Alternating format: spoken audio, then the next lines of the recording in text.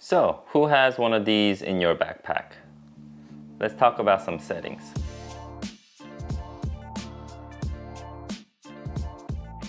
Hello Epic people, Mike here, and I've been holding off on getting the GoPro for a while because I really didn't need it, but I recently got it not too long ago because ever since it got its processor upgraded, I heard a lot of good things about it.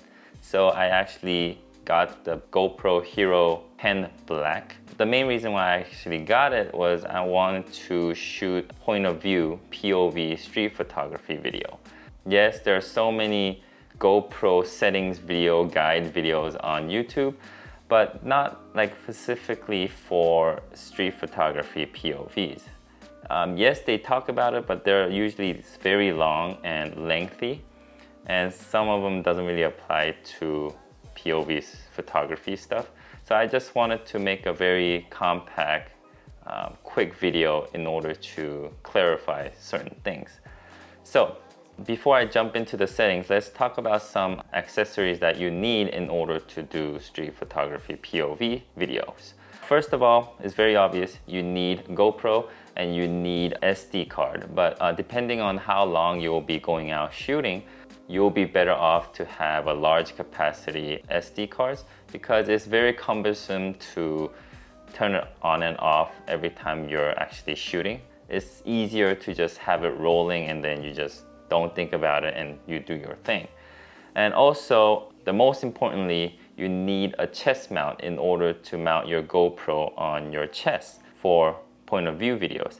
There are other alternatives where you can have it on your shoulder, backpack, shoulder strap or whatever, and like on your helmet or like by the mouthpiece and then hang a GoPro. But those are not so ideal because especially anything that goes on your head, you can be moving any direction and it wobbles a lot. So the footage becomes very unpleasing or unpleasant to watch.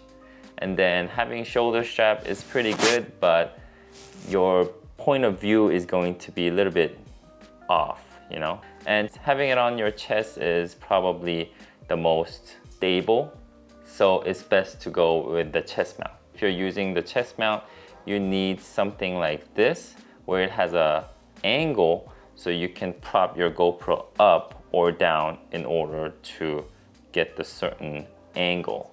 And also, this is optional, but I do carry around an external power bank because GoPro battery doesn't really last long and I don't really want to be swapping batteries every time it runs out. So what I do is I get a cable from my external power bank and then just connect it straight to the GoPro, continuously providing power. And in order to do this, you can just have your battery door propped open, or you can get a third-party door that has a slot for your power cable, so you can still have it closed while you're charging the GoPro. And also, last but not least, you can also get an ND filter for your GoPro, but it's gonna be a little bit cumbersome in order to change exposures, and I would like to just leave it on and just forget about it instead of worrying about exposure during the day. So that's something that you have to decide. If you want the correct shutter speed, then you might want to purchase an ND filter for your GoPro. So for settings, I'm gonna be showing you guys two different settings, one for daytime use and other for nighttime use. So let's jump right in. So here is my GoPro Hero 10, and before we talk about the daytime and nighttime settings, I would like to change some settings on my GoPro. So let's go ahead, swipe down on your screen. Here, I would like to touch the front screen option and I would like to turn it off. And this is because when you're shooting and if you have something displaying in the front, people know that you're filming them or they're gonna be in the shot. So some people might get offended or very uncomfortable. So it's rather to just seem like you're not shooting. So I just turn it off. And I would like to keep the orientation locked. So that way, if I accidentally like tilt my body or stuff like that, it will still be in landscape. And let's swipe, go to preferences, general. I like to keep the volume low, so try to be not so distracting. And go down a little bit, you'll see LEDs. And because of the same reason, I wanted to turn off the front and anti-flicker. So this is basically same as choosing either NTSC or POW on like regular camera. Those of you who don't know what that is basically you choosing if you're going to be wanting to shoot 24 frames per second or 25 frames per second. And this is important because depending on which hertz you choose, you might see light flickering in your footage. So basically 60 hertz is equivalent to NTSC, which is mostly used in United States. And 50 hertz are used in European countries, which is equivalent to POW. So depending on where you're located or where you're shooting, you have to choose the right one. And since I'm here in the United States, I'll use 60 hertz. And that is it. And let's actually go into the settings. I have it saved on the first two. The name doesn't matter, but the first one is daylight setting for me, and second one is nighttime setting. So let's go to the daytime settings. I know it's very obvious, but I'd like to go over. So first of all, 4K 24 frames per second. That's what I'm shooting because I want the most natural motion blur on my image. And lens, I tried different type of lenses, but the super view was the best because it's a POV video and it's nice to actually show the scenery or where you're at with the widest angle.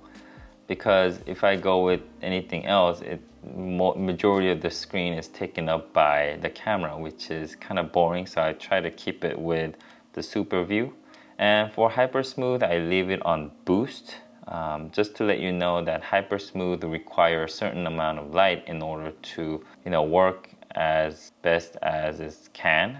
And for schedule capture, I have it on off, duration no limit, hindsight off, timer off. And for Pro Tune, bitrate, I have it on high because I want the most detail in my footages. And shutter, I have it on auto.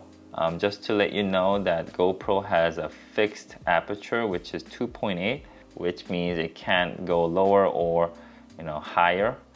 So the actual only way of controlling light is the shutter and ISO. So I'll actually talk about that in a minute.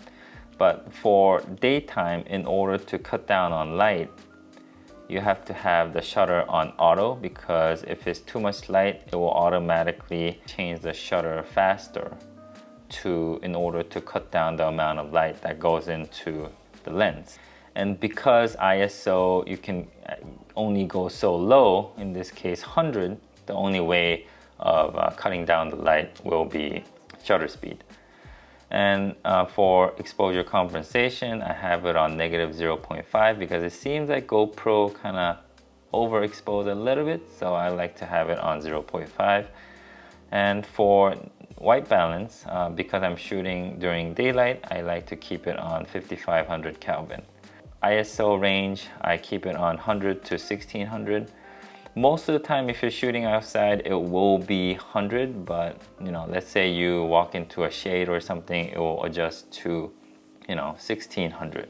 Sharpness, I want to keep it low because GoPro sharpness seems a little bit too much, and I can actually dial in more sharpness in post if I needed to, so I'm trying to keep it low. For color is personal preference. I like to color grade or do some little bit of a post-processing, so I would like to have it on flat color profile. Raw audio, I keep it off. Wind is auto, and shortcut is personal preference. So let's go back and talk about the nighttime setting. A lot of them are very similar, but some are a little important, so I'll talk about it. I still want to keep the 4K 24 frames per second. And lens, also same super view. So for hyper smooth, I'm gonna be using standard instead of boost, because when you use hyper smooth during nighttime or when you have limited light, it actually breaks down the footage pretty bad, because hyper smooth requires a certain amount of light in order to be, in order to look good. since we will be walking around for street photography, I can't really have it off because it's gonna be a little too shaky. So unfortunately, we'll probably have to stick with standard. So everything else is similar, off, duration, no limit, hindsight off, timer off. And for Pro Tune, I still have high. For shutter speed, I actually set the shutter speed to 1/48 of a second. I want to keep double the frames per second rule, so I'll get the most natural motion blur. If I have this thing in auto, it will actually go down to 1/24 of a second. But if that happens, there's gonna be way too much motion blur on your footage and it won't be looking so good. So at least I think the minimum shutter speed has to be double your frame rate, which is gonna be 1/48 in my case. And since I have the shutter set, I can't really have exposure compensation, so that is not available. And during nighttime, I like to shoot in 3200 Kelvin for white balance. And for minimum and maximum ISO, I like to keep it between 100 and 1600. I might push it to 3200, but I won't definitely go over 3200 though. And everything else is the same, sharpness low, flat, and same on the rest. So that was my settings for those two situations, one for daytime and one for nighttime. And yes, even with the upgraded processor, one of the main weaknesses of GoPros are low light capability. So daytime is not much of an issue, but in order to get the most out of your GoPro during nighttime or in a low light situation, I think my setting does the best. So hopefully it helped you guys out. So that's it for me today. If you guys like my video, please hit that like button and subscribe if you guys want to see more camera related videos in the future. And until then, I'll see you guys next time.